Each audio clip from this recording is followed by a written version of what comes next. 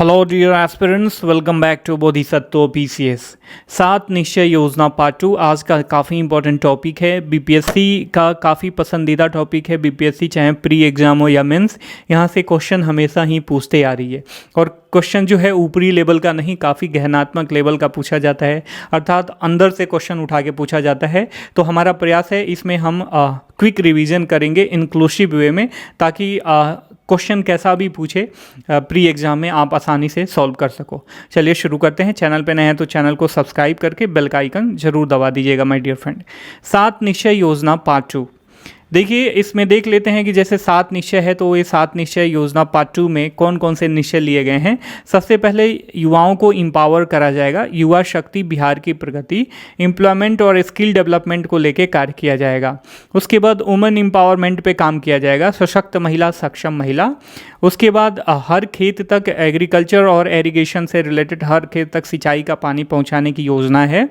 उसके बाद गाँव को स्वच्छ बनाया जाएगा और समृद्ध बनाया जाएगा। इसके साथ साथ शहरों को भी स्वच्छ और समृद्ध बनाने की सरकार की पूर्णतः योजना है। उसके साथ इंफ्रास्ट्रक्चर पे काफ़ी ध्यान दिया जाएगा, कनेक्टिविटी, रोड निर्माण और फ्लाईओवर निर्माण का कार्य किया जाएगा। और उसके बाद हेल्थ सेक्टर को लेके इसमें जो है पार्ट 2 में बिहार सरकार काफ़ी ज़्यादा एग्रेसिव अप्रोच अपना रही है माय डियर फ्रेंड।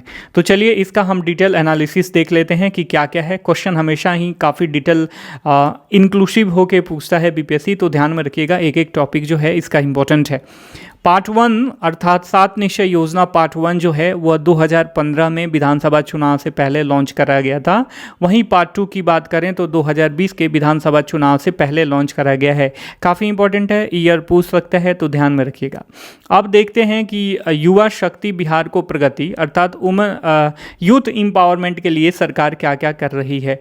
सबसे पहला जो काफ़ी इंपॉर्टेंट स्कीम है यह student credit scheme, student credit card scheme है। माय डियर फ्रेंड, यदि आपने पहले से भी पढ़ रखा होगा तो इसे जरूर रिवाइज करना, काफ़ी डिफरेंट अप्रोच के साथ मैंने इसे तैयार किया है। ठीक है, स्टूडेंट क्रेडिट कार्ड, इसका क्या लाभ होगा।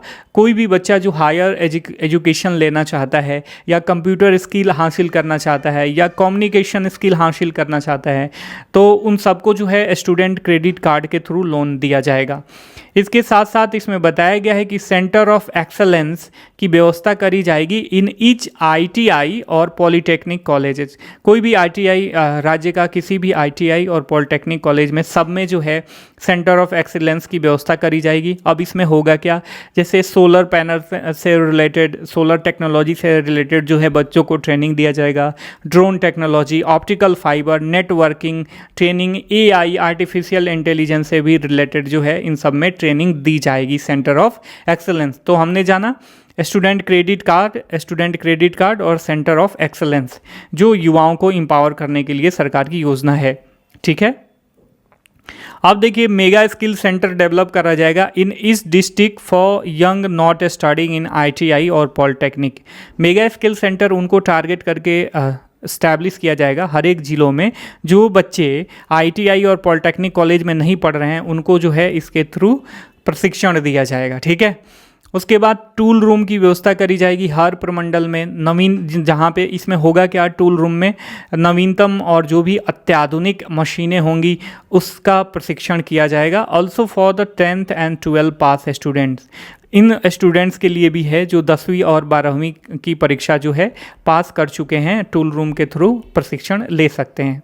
उसके बाद skill and development, skill and business के लिए अर्थात एंटरप्रेन्योरशिप के लिए जो है अलग से न्यू डिपार्टमेंट जो है इस्टेब्लिश किया गया है।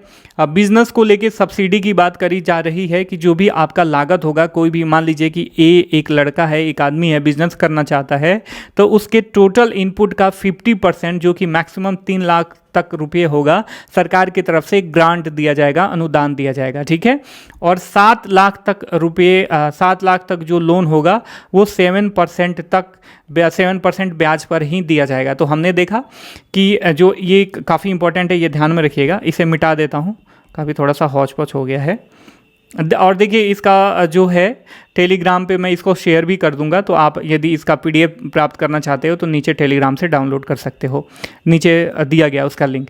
देखिए, जो भी मान लीजिए एक व्यक्ति है और वो एक बिज़नेस एस्टैब्लिश करना चाहता है, तो उसके बिज़नेस का जो टोटल इनपुट होगा, कॉस्ट होगा, उसका 50% जो कि मैक्सिमम 3 लाख रुपए तक होगा, सरकार के द्वारा ग्रांट दिया जाएगा। और यदि आप 7 लाख तक लोन लेते हो तो उस पर 7% ही ब्याज लगेगा। ठीक है, सीधे सीधे ठेठ भाषा में आपने समझ लिया। अब आगे बढ़ते हैं।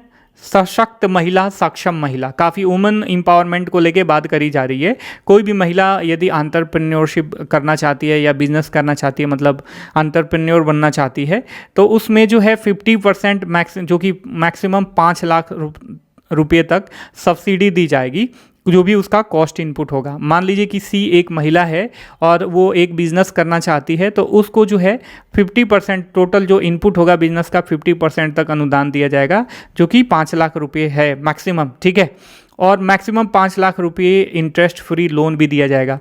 ठीक है, तो आप बिजनेस करना चाहते हो तो घर के किसी माता बहन के नाम पे करना, आपको काफ़ी लाभ होगा।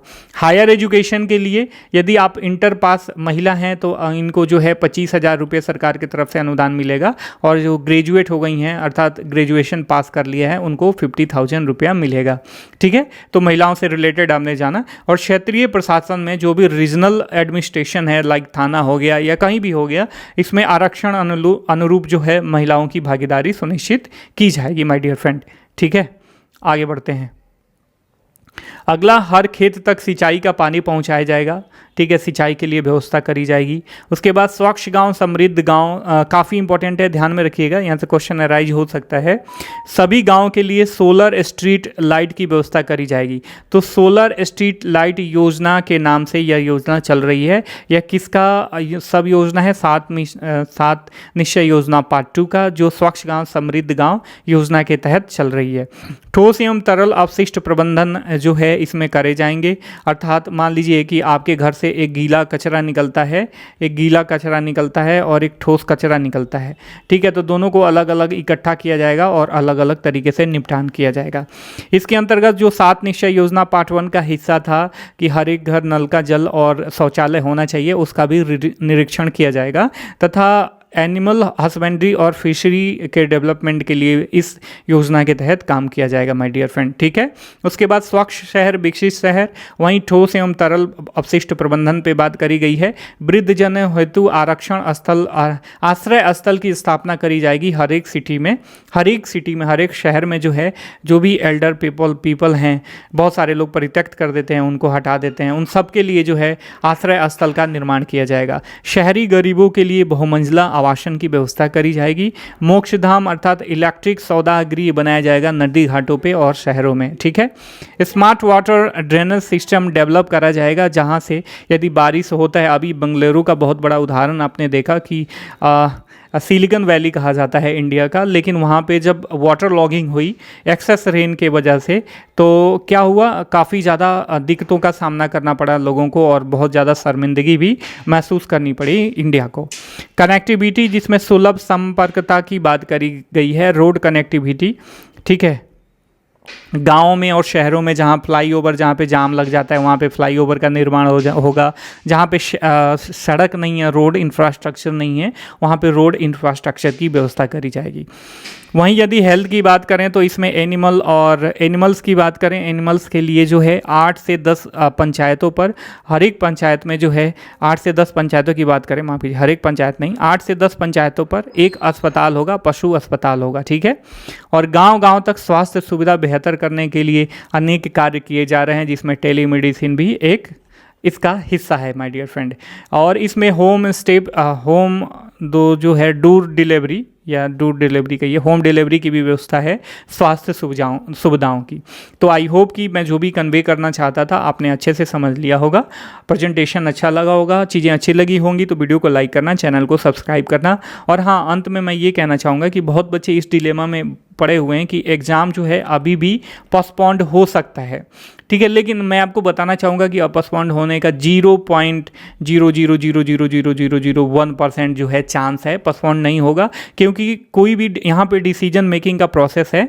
डिसीजन मेकिंग का प्रोसेस है वो क्या है कि देखिए, कॉस्ट बेनिफिट दिया जाता है, देखा जाता है डिसीजन लेने पे। मान लीजिए कि 1000 बच्चे जो हैं, जो अपने स्टेट से हैं, बिहार से हैं, और वो यूपीएससी मेंस दे रहे हैं, वहीं यदि इन 1000 का ख्याल रखा जाएगा तो 5,99,000 बच्चों को, माफ़ कीजिएगा, 5,99,000 बच्चों को जो है यह काफ़ी ज़्यादा दुविधा का सामना करना पड़ सकता है। एग्ज़ाम लेट होगा, सारी चीज़ें लेट होंगी, तो ये सही बात नहीं है। ठीक है, तो इस चीज़ को ध्यान में रखिएगा। एग्ज़ाम नहीं टलने वाला है, 21 तारीख को ही एग्जैक्ट डेट मान के चलिए, टिकट विकट बना लीजिए।